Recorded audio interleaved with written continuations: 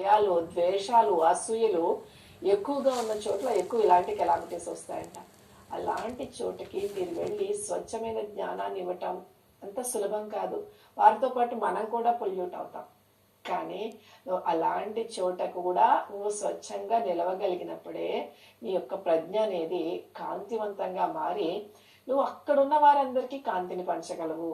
ఎవరికి బోధించాలండి? అందరూ జ్ఞానులైతే బోధించాల్సిన అవసరం లేదు కదా. పత్రిసారి మనకి చాలాసార్లు చెప్పారు, నువ్వు కొన్ని సంవత్సరాల తర్వాత జన్మ తీసుకుని వస్తే ఇక్కడ బోధించడానికి ఏమి ఉండదయ్యా, అందరూ బోధకులుగానే ఉంటారు, అందరూ జ్ఞానులుగా ఉంటారు, ఎవరికి బోధిస్తావయ్యా, ఇప్పుడు ఒక ఛాన్స్ వచ్చింది ఉపయోగించుకోండి అని చెప్పేవారు కదా. అట్లా ఉంటుందన్నమాట. సో బోధనను అనుసరిస్తూ భౌతికంగా, ఉద్వేగికంగా, మానసికంగా అంటే ఈ ఫిజికల్గా కానీ, మెంటల్గా కానీ, ఎమోషనల్గా కానీ ఎక్కడైతే మనం దాంట్లో కొంచెమైనా ఇన్పుట్ చేసామా ఆ స్వచ్ఛమైన జ్ఞానం అనేది మరి దాని స్వరూపాన్ని మార్చేసుకుంటుంది. అప్పుడు నువ్వేమి బోధిస్తావంట, అక్కడ ఉన్న వారిని ఇంకా విలాపాలకు, వినాశనానికి దారితీసే మార్గదర్శకుడు అయిపోతావు. కాబట్టి తస్మాత్ జాగ్రత్త అని తెలియజేస్తున్నారనమాట. అలాగే మరి ఇక్కడ బోధన అనేది